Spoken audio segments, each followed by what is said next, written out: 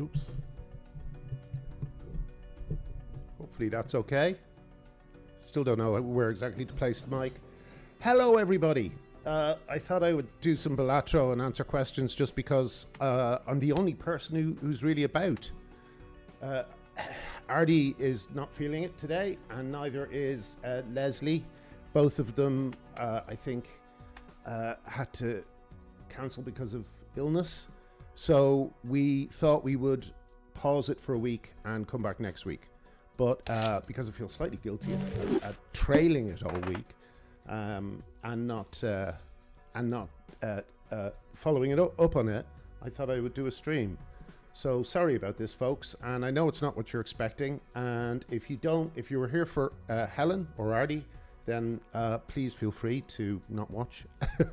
But otherwise, I'll just be playing this and chatting to people. So I hope that's okay. Yeah, Kelly, it would have been the mess, but unfortunately, we can't do it this week. So this is Balatro. I won't go into the explanation again, but it's kind of variation of poker with different cards doing different things. Leslie is Leslie Caton, who is the person at the center of the John Lewis scandal, who wrote that brilliant letter to me that I posted on the blog. So she couldn't do it this week. So yeah, we thought we'd cancel. Okay, so please feel free to answer any GC questions or anything like that about the week, and if I have something to say, I will say it.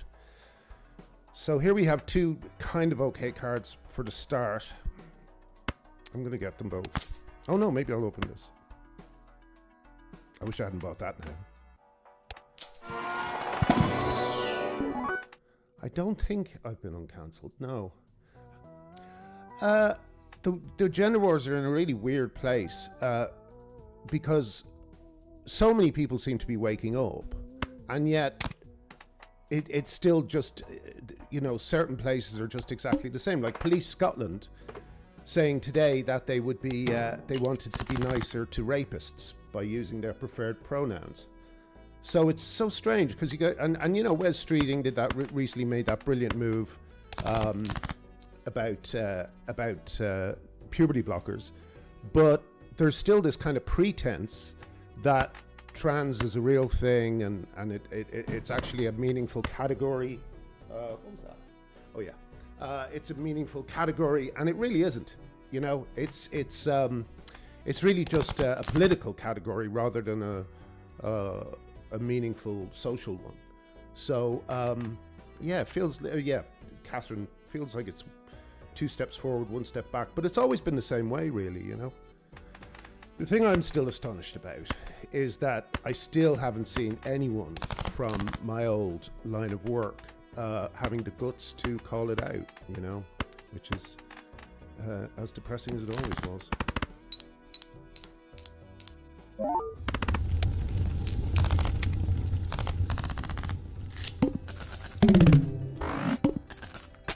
My poor old mum in her 80s was stuck in a hospital ward with a man in the bed next to her. She was so distraught about it. Disgusting. Gosh, I hope you complain to someone. That's appalling. If you want to write about it, please do send it to me at the in the usual ways. 3 or fewer cards. Oh, misprint's always a nice card early on. Can't get that.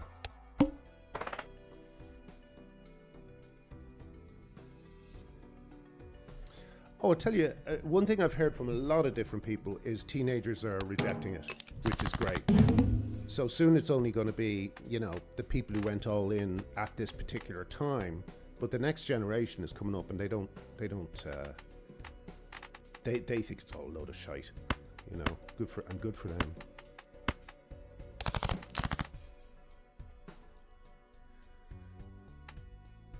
Oh, it's not real money. And I'm sorry for everybody who's feeling a little bit of whiplash by not turning on and seeing Helen and Artie. But I have nothing else to do, so I thought I'd play this for an hour and speak and chat with people. It's not real money, no. This is just a kind of very, very enjoyable poker variant that they turned into a computer, it's called a roguelike or a roguelite. I don't really know the difference. Maybe someone can help me there.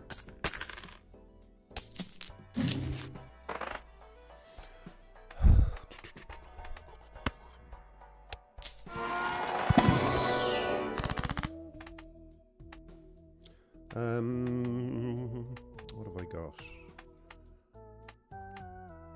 I think I'll just do this for the moment. It's a 1 in 4 chance, so I probably won't get it. Nope.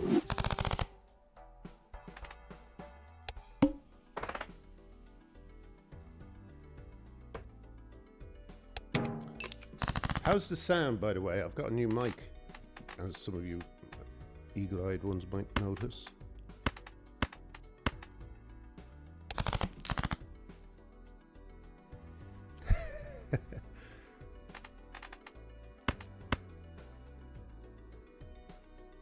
So strange to reply to people with names like Mothering Abomination. Hello, Mothering Abomination. I'm afraid we're not doing the mess because 2 people couldn't make it, our guest and Artie. So we just thought we would leave it for a week, and I thought I'd confuse people by doing a stream. You don't have to pay attention to the game. Your voice is a little low compared to the rest of the mix. That's interesting. Okay, let me see what I can do about that. How's that? Is that better?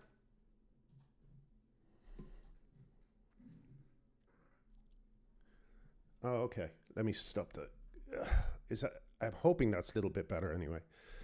Okay, we're getting a bit of money together, which is good. Let's see if we can get any more from Arcana.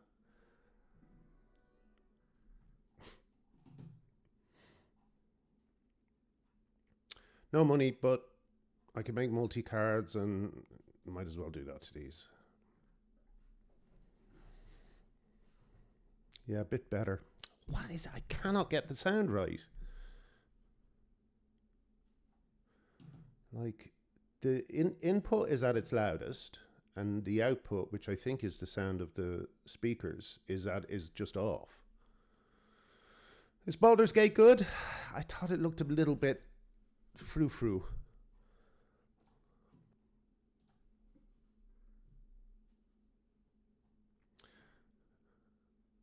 That sounds better. Okay, good. I think it should be going up into the yellow, but not into the red. It still just seems to be going up into the green. And even if I put it here, does that help? Yeah, but that's weird.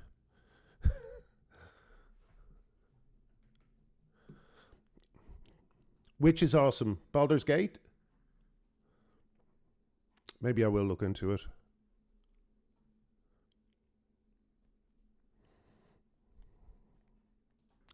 There was one game I thought of. What was the game I thought of playing?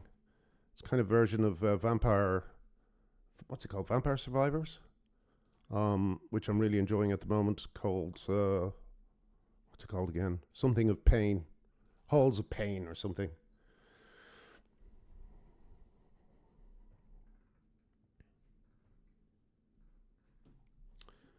Another strange thing, I think, is that the greens are still just completely without any pause or thought, are still getting rid of their members for being quote unquote transphobic. It's like have they still not noticed the way the tide is going? You know? Oh, I think that's a good card.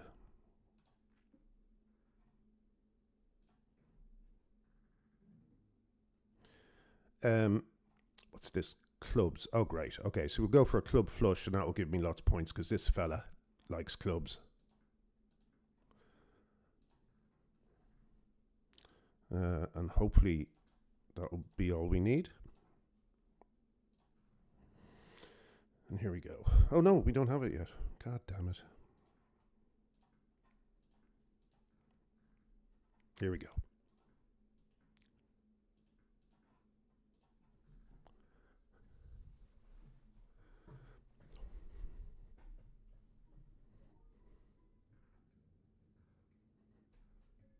Oh, really? You got kicked out for that?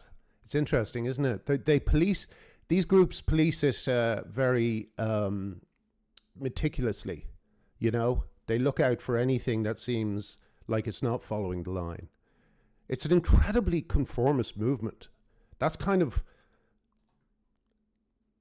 it's not what I nearly was going to say it's what I like about it, but it's not what I like about it. It's what I find most fascinating is how conformist it is. You know, they are pretending to be free thinkers, and they're the very opposite. You know, they police anyone who thinks differently savagely. Graham, I wonder if you know of high-profile people who agree with you but don't dare say. I would say, here's my theory. I've thought this a lot. But have you ever noticed that, I know I'm always complaining about the people who don't say anything, you know, that they're cowards and stuff like that, and they are cowards. But have you ever noticed how many people are not saying anything? There's a few quote-unquote trans allies who often say something because they're kind of forced to by an interviewer or something. But in general, celebrities just don't touch the subject at all. You know, they are terrified of it. And as a result, I would say that there are many people who don't agree with this, but keep quiet. And who are those people? Everyone who's not saying anything. Everyone, like if they believed in it, they would say something, because there's no downside to saying something. Do you know what I mean? But because they don't believe in it, they stay quiet, because that's the safe option. So I would say the majority of celebs don't believe in this stuff. What was geek social fallacies? Oh, hey, by the way, if you are a member of my YouTube community, as I believe they call them, there's a few little treats in there for paid members. I've got now my first interview with Helen Staniland is in there, and also that's literally the first time I met her, and also 3 episodes of The Walshes. All of this stuff is available for free. You know, you just have to look for it. But if you do want to join the community, I'll try and pop things in there that are particularly relevant. Like, one of the things I'm going to try and find is the episode of the IT crowd that was banned by Channel 4. Yeah, there's going to be lots of stuff in there. That might be interesting.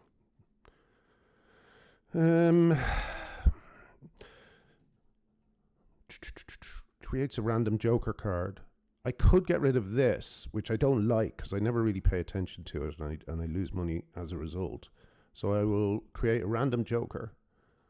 And, I don't like this either. I've been playing a challenge with this, and it's a nightmare. You can't use any face cards, or it resets. Like, every time you don't use a face card, it gives you +1. But as soon as you use a face card, you're back to the ground level again. Sorry, let me just look at some of these comments. It was the article about the sort of social mistakes geeks make. People who were nerds in school and don't like being ostracized, and as such, don't ostracize anyone, and are therefore bad at what? I can't. You cut off. Oh, safeguarding. Yes. That's the interesting thing, isn't it? There's always this. What do you call it? Intersectionalists have this problem with exclusion. They don't think anyone should be excluded, but it's like, yeah, they should be excluded. Lots of people should be excluded from things. All 92 men who are queuing up to rape an unconscious woman, and now queuing up to go into a courtroom and answer for it, they should be excluded, I think, from civil society. I think they should be locked away. There's lots of people who should be excluded. There's this weird thing that like I think sometimes bullied people have, where they think that they're defending the bullied by defending people, you know, who are actually the bullies, if you know what I mean. The inclusion, the whole word inclusion is so misused, because of course if you have an inclusive women's toilet, it ceases to be a women's toilet. So you're excluding those women, you know. I think part of the issue to peaking is charging in with Redux-style findings, which are so bizarre and gruesome, it just makes people on the fence turn away. That's an interesting argument. But what are you supposed to do? You know, what are you supposed to do?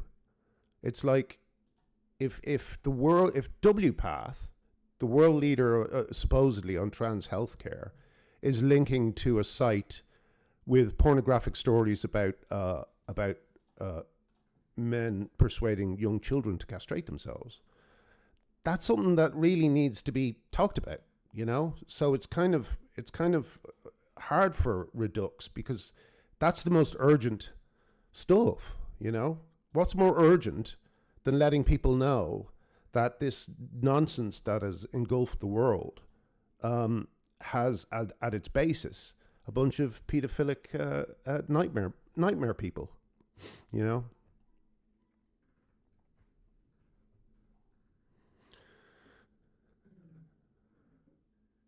Yeah, Billick is great. It was interesting in the early days, the way they tried to stop Billick's authority was by calling her an anti-Semite.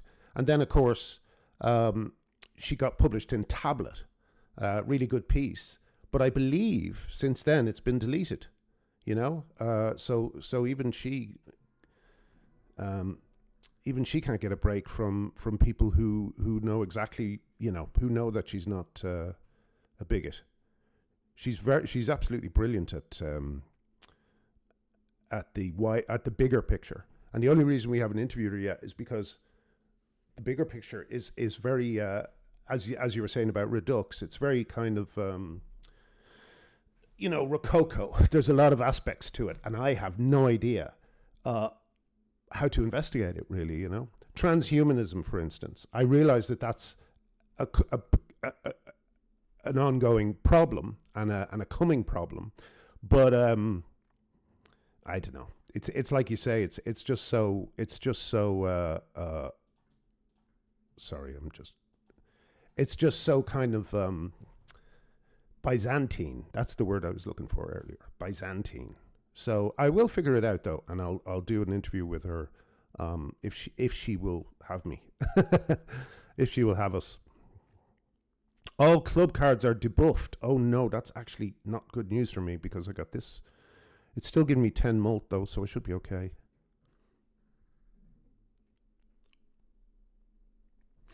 Oh, okay. Yeah, can we talk about anything on this chat? Off topic, but I'd love to hear the story of the Matt Lucas musical that inspired the Works outing. Yes, I'd love to talk about that. That was Taboo, the Boy George musical. And I think Matt Lucas played, what was that guy's name who used to go to clubs and dress up? He used to do things just to scare people on drugs, I think. Like he would have like a mask on and there would be eyes all over the mask. So if you saw him at a club and you know had some drugs, as a lot of people in those days would have had, it could be quite destabilizing to run into him. Anyway, that's who Matt was playing. Let's see if Four Aces works even with this stricture. So that's who he was playing, and we went to support him, you know, because at the time I thought he was a good guy. So we went, and it was so gay, like with the, and I say this as an honorary gay man. The Gay Men's Network have crowned me such, but for a straight man, it was unbearable. It was absolutely unbearable. It was so. It was full of jokes that weren't funny. It was full of, and they had that guy that's in the Lee Barry. That's his name. Oh yeah, did you know him? Lee Barry. Yeah, Google Lee Barry and look at the kinds of things he would dress up as. You'll enjoy that. So it was just unbearable. And the worst part of it was there was a guy that I put in the final IT crowd who would walk around the audience and do these kind of, ooh, hello, who are you? What are you doing here? And that type of stuff. And it was just skin-crawlingly embarrassing. And I was so terrified that he would come over and start making jokes that I'd have to go, yes, that I just left. And I just went to the toilet and looked at my phone. Finally, the person I was with came in and And he said, "Are you hiding from the play?" It was grim. I hate bad theater is something I cannot bear, and Taboo was a, just awful. I gotta get rid of this card. Yeah, Willy's. I like Willy's. That's kind of almost the level it was at.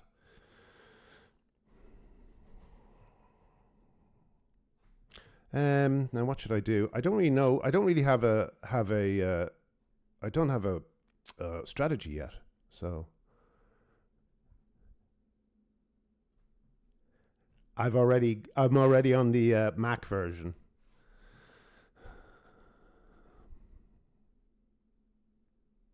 Yeah, I kind of wish I had enjoyed the cringe because it would have made for. I mean, really, if you like cringe, then that was a hell of an evening for you. But I gave it to Roy because Roy was me, sort of, and or Roy was the closest to me, and I just put on all this other, what's the word they use, gay panic stuff, which is crossed with the disabled stuff. It worked very well. All cards are considered face cards. That doesn't really help me at the moment. Will I reroll? I'll reroll once. 100 chips if played card contains a straight. Yeah, I think I'll do that. I need a chip maker. How do you see the future of comedy? Can it even work when it's so limited in what you can say now? Back to underground for decent comedy. Yeah, that's exactly it. The only people who are thriving in comedy at the moment are people who are deliberately ignoring what's going on. People, like all those kind of guys whose dream is to appear on the last leg. They're doing great, but everyone else, it's very hard, And one thing I'm kind of hoping to do, and I'm kind of sort of doing this already, is persuade people that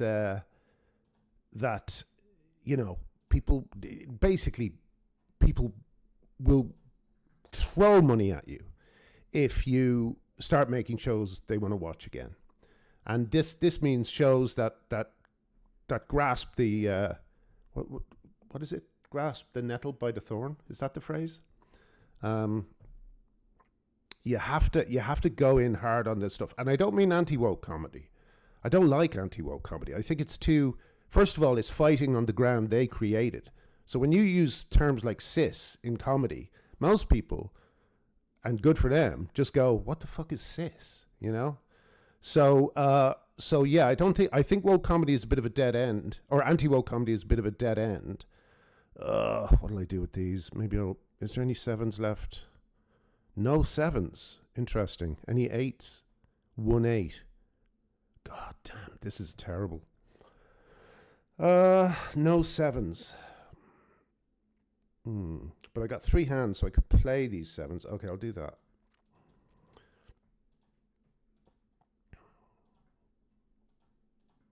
I forgot to use my controller, which is annoying.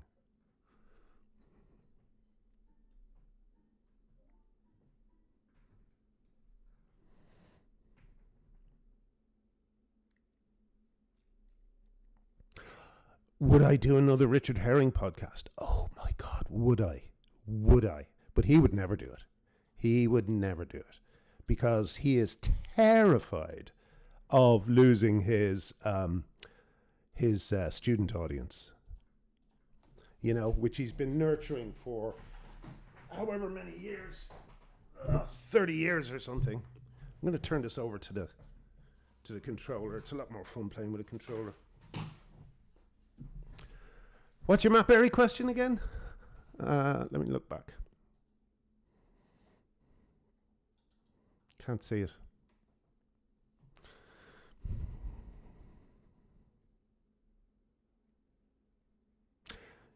Yeah, Coogan's another one who's very quiet.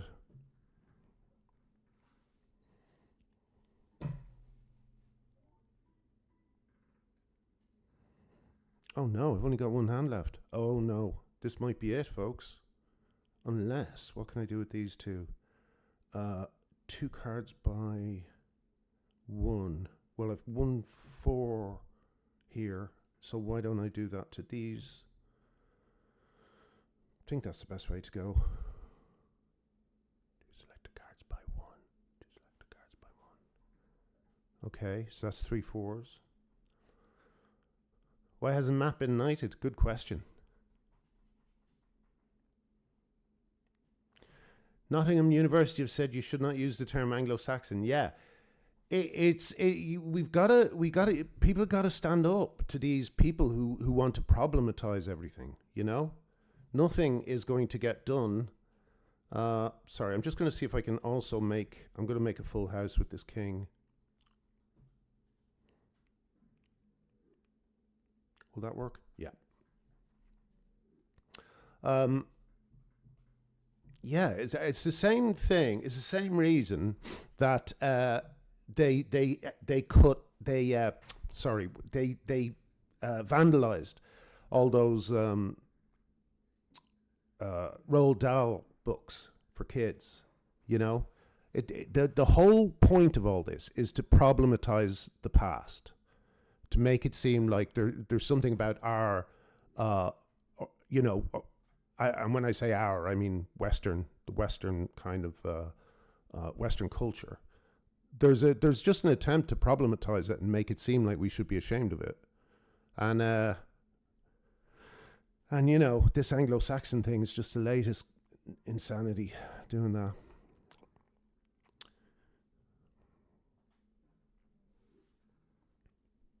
What piece of your writing are you most proud of? I think the Ted musical, believe it or not. It was really it was a great finish. You know, we sort of gave Ted a proper ending. We made it seem we were able to do what's difficult about a story that goes on over half an hour, unlike the Ted TV show, is that it has to have, for the characters, it has to have an arc. And my characters usually don't have an arc.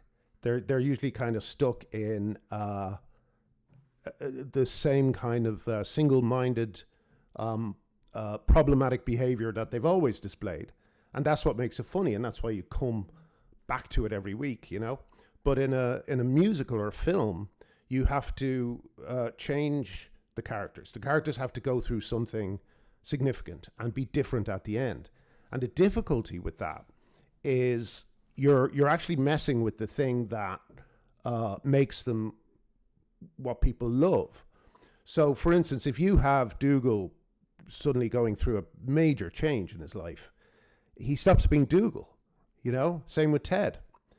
But you know, we managed it.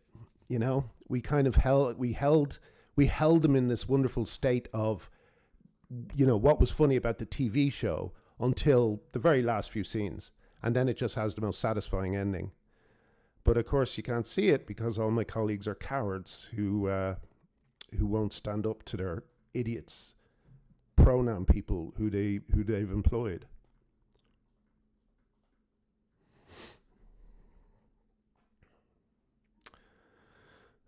I don't know. They seem determined to sit on it. Someone's asked if we can have a crowdfund and pay for Ted. They seem determined just to make sure it doesn't happen if I'm involved with it. Like part of the kind of point is to punish me, because there's one guy who works in there in Hattrick.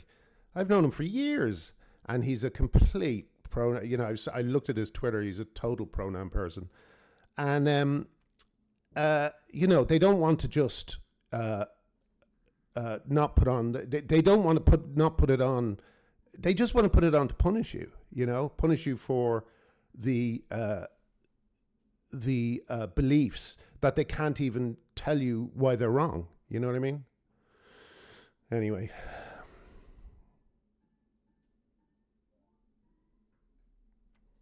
Oh yeah, when he turns around and walks back away from the camera, I love that. Yeah.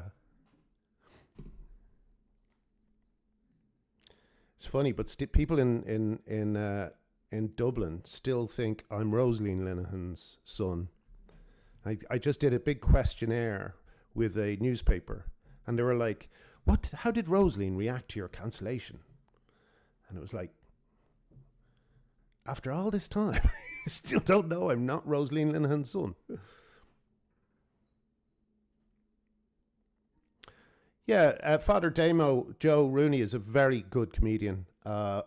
He's been kind of making a living off being the of having been in TED, which I don't resent at all. I think one has got to survive, and I'm sure his material is just as good as it always was. He's a funny guy.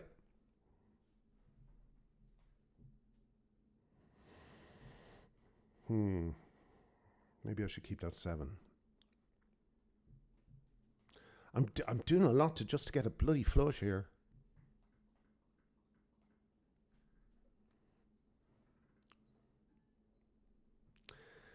Yeah, I just don't think it works. They've gone too far. They can't back down. You know, I just don't think anything will shift them. And just like the Greens, they kind of don't really they just don't think it through. They don't think it through. But I'm going to make sure they hear about it forever. They just destroyed the chance of people seeing a Father Ted musical, and I'll make sure people know that who it was. And also the current editor of The Big Issue, he actually said, let's try and get it banned about the TED musical. So I'm not going to forget that either. This is really bad. I'm in trouble here, folks. Unless I get a 10 or a jack. Is there a 10? No 10s, no jacks. So I'm not going to get a 10 or a jack. Could I get a 5? 2 5s. Slightly bigger chance of getting a third 5. I know it's not going to happen though. What is 7s like? 7s. 1 7. I'm gonna risk it. Here we go.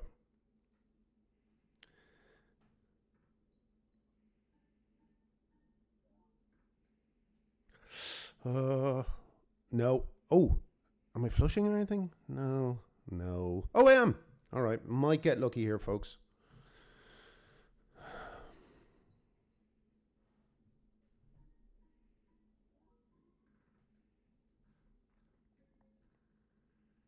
Robin Ince writes for The Big Issue. Yes, of course he does. He's another one terrified of losing his student audience. I can't imagine being so actually frightened of your audience, you know? Like an audience is someone you have a relationship with as a comedian or a comedy writer. And once fear enters that relationship, it's over, you know? It's absolutely over. And Ince is terrified of his audience. So I could convert all my cards to a single suit, or I could destroy a card, get 3 random enhanced face cards. Add a blue seal to one selected card in your hand. Converts all cards in hand to a single rank. I'm going to try that because I haven't really decided on an... Oh, 2s. Oh, shit. There's actually one card that works very well with 2s, so we might get lucky.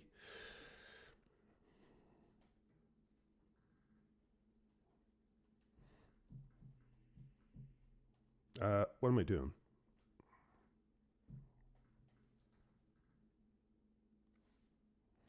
Yeah, and it's such a short-sighted... so Emily says, audiences can tell when you're just pandering to them and they don't respect you. It's an incredibly short-sighted, way of conducting yourself, you know? It's like, you can't kind of keep an audience just by telling them everything they want to hear. I heard a brilliant quote once. Someone said that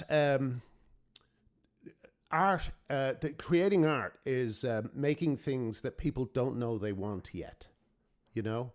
And unfortunately, we're living in a kind of franchise culture where the only difference in each particular film, say, is, oh, now we've got a black Iron Man, or an Irish Flash. You know, never an Irish Flash, actually. So, but do you know what I mean? It's like that's the only variation, because they keep making these cookie cutter films. you know, and so many kids have grown up with these films. They don't think there's anything different out there. It's extraordinary. Oh, wait a sec. I'm in trouble now. I might get a bunch of twos actually when I need them.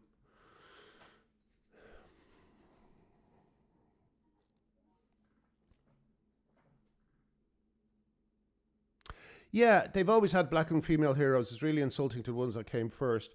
Yeah, and also it's they make such a big deal of it. And when you look at the history of Hollywood, they've always had diversity. They just didn't make a big deal out of it, you know? Yeah, there were a few kind of cliches. Black people played certain roles that, you know, where oh shit, I've only got a pair of twos. Let's see if this works. Sorry. Will it work? Oh, yes, great.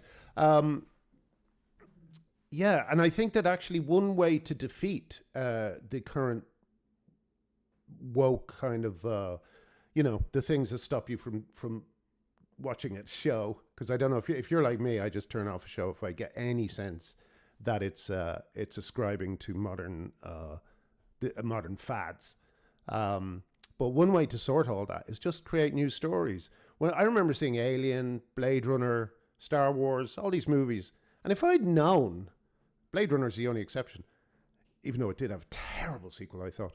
But like, if I'd known that all these films would carry behind them a long trail of other films, lesser films, then I would never, you know, I wouldn't have been so excited. Although I might have thought at the time, great, there's going to be like 50 more Alien films. But Alien and Star Wars have one thing in common, right? There's a sense of awe with both films. When you first see those eggs under the kind of light that John Hurt is walking towards, when you see the giant like space jockey in the ship that they just pass by and that you don't know what it's about, there's a real feeling of awe and of the film existing outside the film. You know, that makes it part of the experience, the mystery, the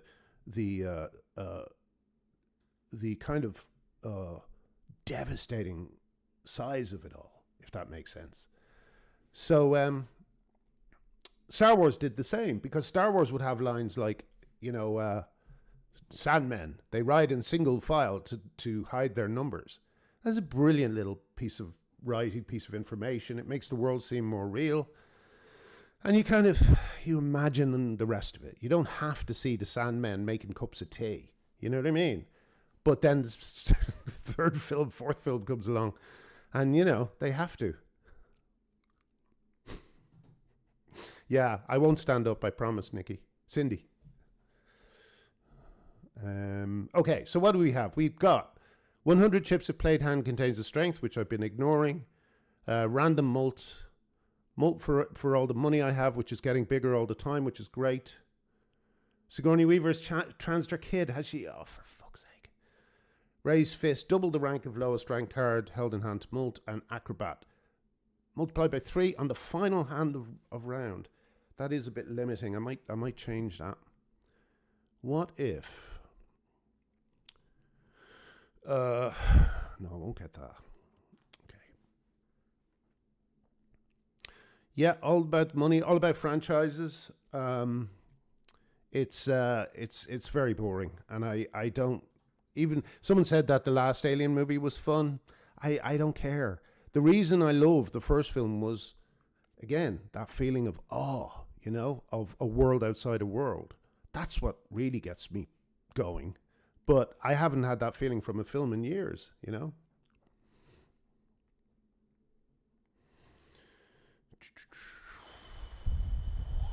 Oh no, what gave me that? No, someone did recently. Oh yeah, Little Bit. Speak No Evil, the original. By the way, don't look at the trailer for the remake of Speak No Evil. They give away the whole film, and also don't watch that film. Make sure you watch the foreign version first. And also, don't watch it if you don't like violence. It is very disturbing. It's a bit of a does the dog die type of film. But no dog dies. I can tell you that. But yeah, Speak No Evil, there was a feeling of awe at how incredibly awful it was. I mean, it was just I can't remember seeing a film so horrific. It was, and I'm glad I watched it, even though I'll never watch it again. Yeah, yeah. Coffee Table. I've been kind of worried about watching. I kind of have a feeling about that one. Anything to do with children? Don't want to see it. Oh, I think I'm going to lose this. I'm doing terrible. I need a straight, and I need to stop playing low. I need to start playing low cards so that it will. Yeah, I think I'm dead anyway. This is terrible. Sorry. Last film I saw at the cinema. That's a great question. I have no idea. What was the last film I saw at the cinema? I have no idea. I'm going to lose this. Yeah, Benjamin Boyce's Evergreen series is really worth watching if you want. Oh, look, I was just below. That's a shame. Benjamin Boyce's series on the college Evergreen is worth watching, as it's a kind of ground zero for some of the stuff we're seeing now, especially the anti-Semitic protests in American campuses. It is a brilliant kind of look at what happens when madness takes over a college, kind of woke madness, you know. And it just shows that it's just purely a power trip by these kids. Django Unchained I liked. But I do think, I am a bit disappointed by where Tarantino ended up. It seems to me he just doesn't rewrite. It's like, couldn't you give him this another pass? Should I try and go for a flush? No, I'll just do the basics straight and then see what else happens.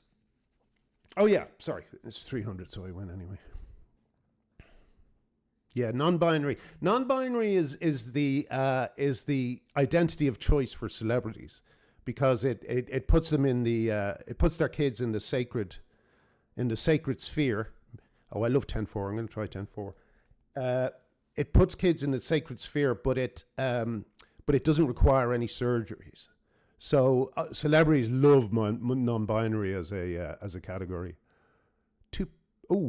I think I'll get this. This is a good combo here. We have +2 chips for each remaining card in deck and 10-4. That's going to get some good stuff going, I think.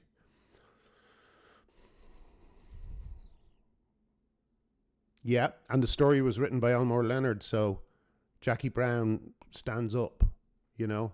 What possibly doesn't? It's a bit too long. Like if you can read the book in less time than you know, watching the film, then maybe I'm exaggerating a little bit.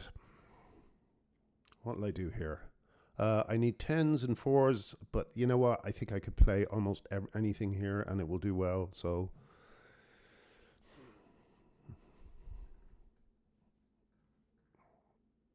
two, blah, blah, blah. Still got nothing really.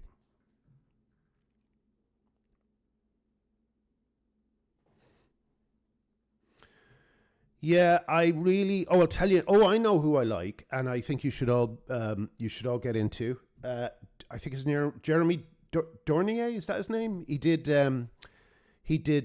Green Room and Blue Ruin, both of which are the best films about violence I've ever seen. He writes about violence better than anyone. His characters, I don't know, they have. It's hard to explain, but he is someone who researches. You can tell he researches his subjects.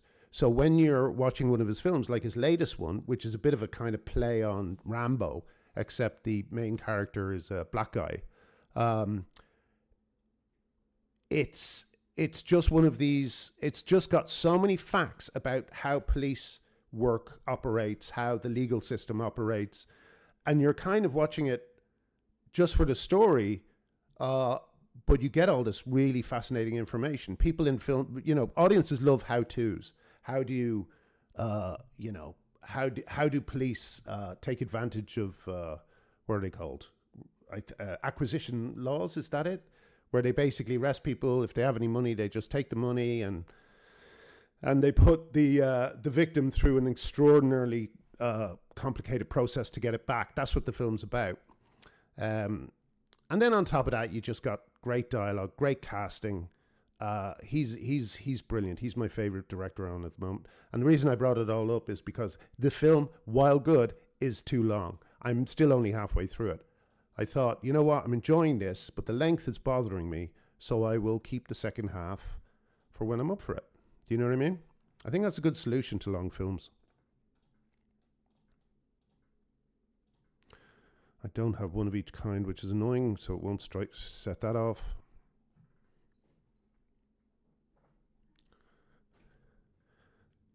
Jeremy Saulnier, that's his name. Yeah.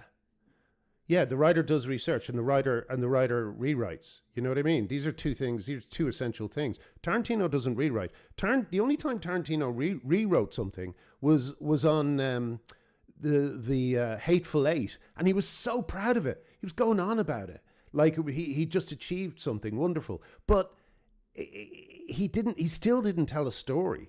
You don't just rewrite once and go, yep, done it. You have to rewrite and go back and plant things and go forward. You know, if you have a big shootout that doesn't belong in the film, you put it in a different film, you know? No, I need to watch Behind the Looking Glass. Sometimes I'm so exhausted by this fucking nonsense that, you know, a film like that just kind of, oh, interesting. Now, what I could do here is I could delete all other cards and have 2 walkie-talkies. Is that worth trying? I think I'm going to try that.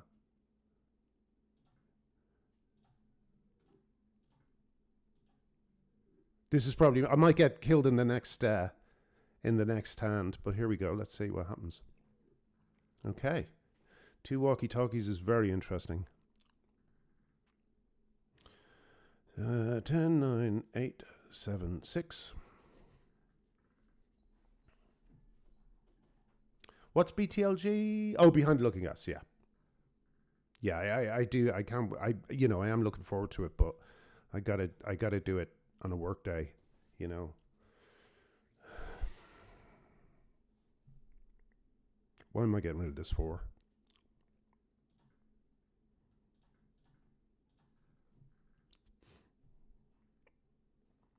Yes, Uta, who is in this chat a lot of the time. She's not here today, maybe because it's not the mess, which I totally understand.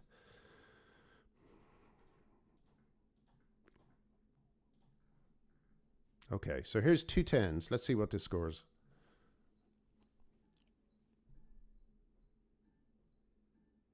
Not bad for a pair of 10s.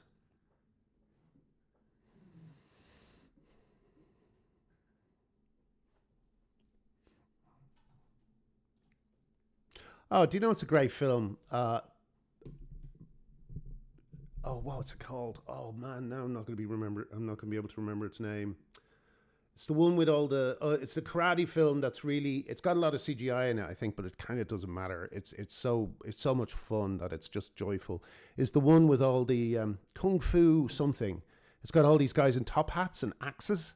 It's really funny. It's a great movie, and I really someone will know the name of it and add it in. Kung Fu something.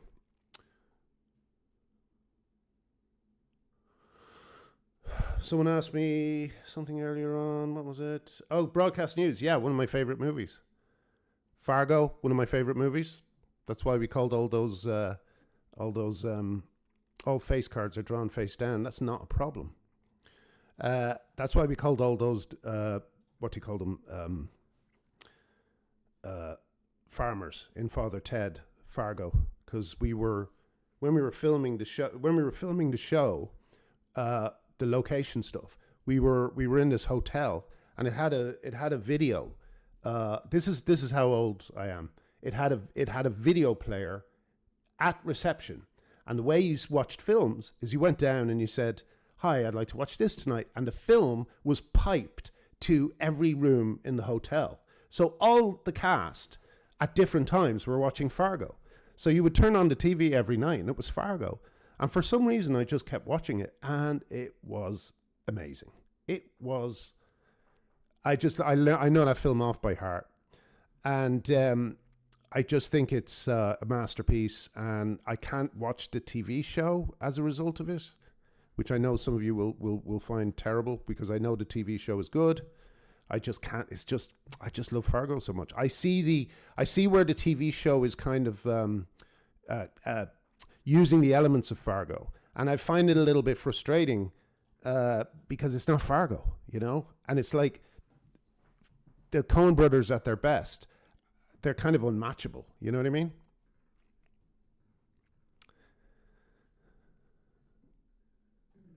The crown and fur coat, yeah, and I love that. It's pretty easy, mystery when you think about it. Oh, I've got no previous one. What can I do here? Permanently gain 1 discard each round, or re-roll. I'm going to hope for the best, and I'm going to get this. I mean, these two aren't going to get me far. I really do need another card. Okay, let's hope for the best. Oh, yes, please. 2 common jokers, doesn't really matter what they are.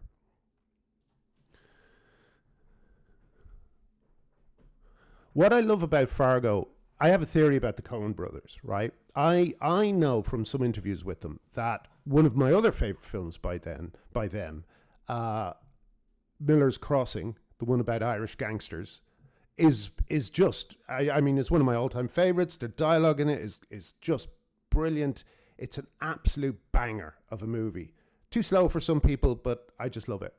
Anyway, I was so fascinated by it that I was always looking up how, interviews about it and stuff like that. And they said that the plot of Miller's Crossing was so, annoying to them.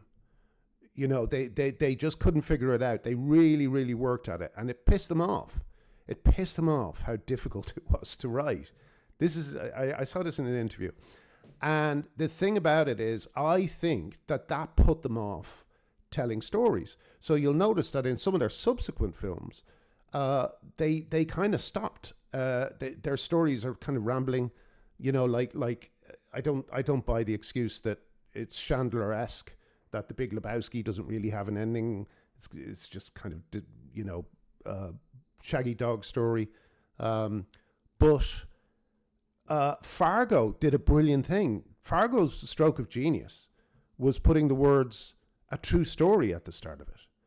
That was an amazing thing to do, because what they did was they got rid of their need to tell a story by saying it was true, because when we see a true story, we don't expect things to pay off, to be set up and paid off like they do in a fictional film.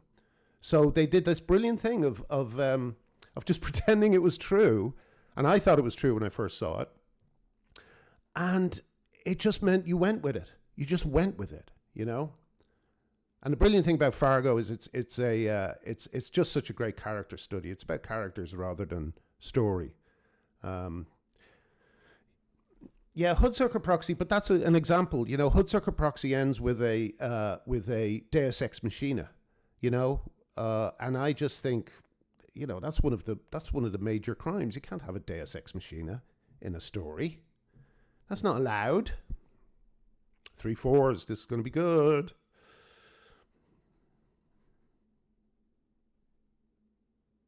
Bridge of Spies. What was that? I thought that was a Spielberg film.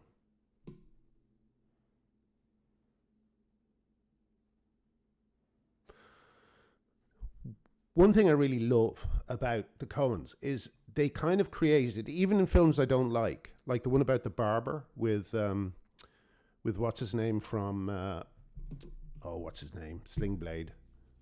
That was his first film. But anyway, the film about the barber, the one about the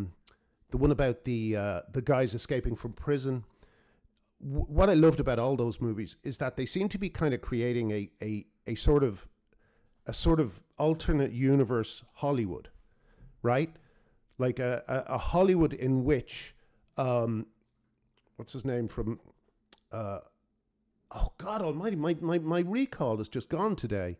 Not Cary Grant, the guy who goes, "Frankly, my dear, I don't give a damn." But George Clooney basically played him in that movie, and he kind of created this alternate universe where Clark Gable, that's his name, where Clark Gable was in comedy movies, you know, and the same thing with I cannot remember his name, but the guy who was in the Barber movie, he created Humphrey Bogart. He created Humphrey Bogart in the Barber movie.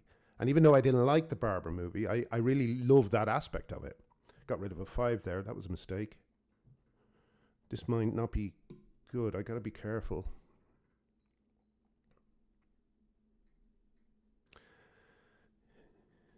Yeah, it's like sometimes the Coens are saying, what if such and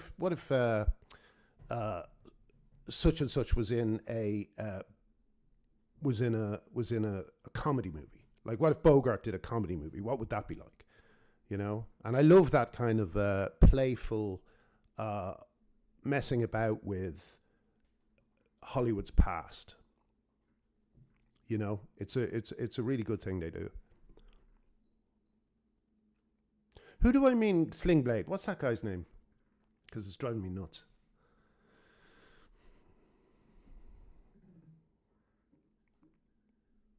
I liked Hood Circle Proxy too. That had a similar thing in the character of, what's her name? My entire recall of names is gone. It's all been replaced with names of feminists and lunatics.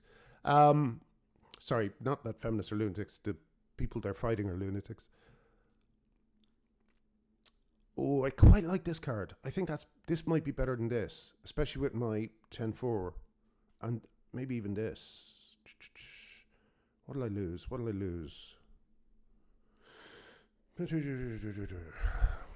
Yeah, get rid of this. Jennifer Jason Leigh, thank you. And Billy Bob Thornton. Yes, that's it. Jennifer Jason Leigh played, you know, one of those kind of fast-talking screwball comedy women, you know, like here we go again. What's her name? Katharine Hepburn. I got one finally.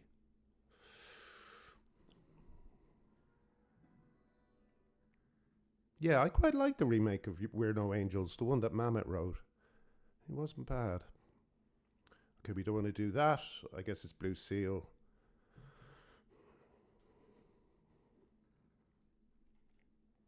Keep forgetting to use this. All diamond cards are debuffed. That won't be a problem. I bet my Pulitzer on it. His Girl Friday. Yeah, wonderful film. You know, I recently had a bit of a breakthrough with my kids, and they will now watch black and white movies because they've seen enough of them that they know there's something they're missing out by not watching them. The one I showed my son recently was Kubrick's first film, or I don't know if it's first, but an early film by Kubrick, The Killing, which is a fantastic, and also, you know, did that what do you call it? Did that Tarantino unstructured style, not unstructured, but cutting back and forwards through time, you know, 50 years before Tarantino, 60 maybe.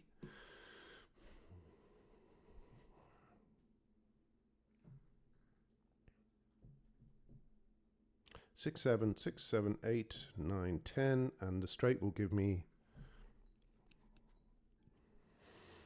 the 10 will give me some good. Oh, no, that's not good at all. Let's see what this 2 pair does. Jeez, I might be in trouble again.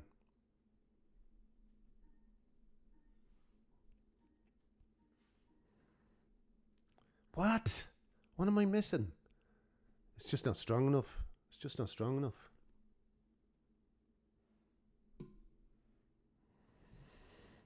Yeah, Sterling Hayden's great. And of course he turned up again in Doctor Strangelove. But yeah, you know, despite the fact I'm not really a fan of the Coen Brothers later stuff, I really like this kind of second Hollywood they created, you know? I need Three of a Kind, really. I'm not going to get Three of a Kind. I'll turn these into multi cards and see what happens.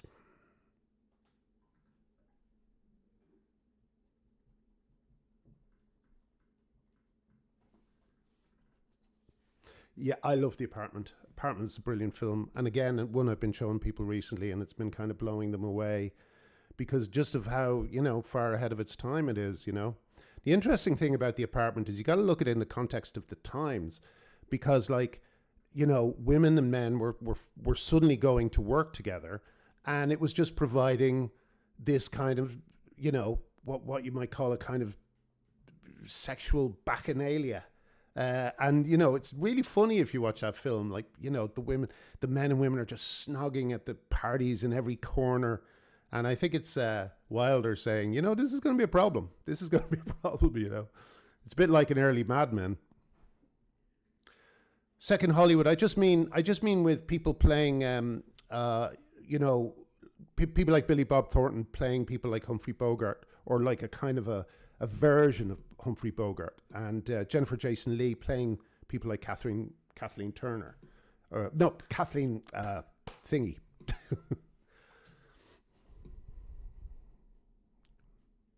Katharine Hepburn. Let's do a challenge. We'll do a challenge. Oh, no, I can't. I can't yet. I'm too early in this game. Black deck, +1 Joker slot, green deck. Yellow deck, start with extra 10. That's a nice, easy one.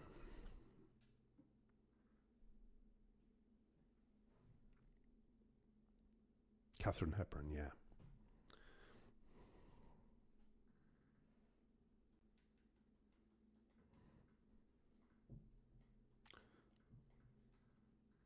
So the second Hollywood is also George Clooney as Clark Gable, you know, in...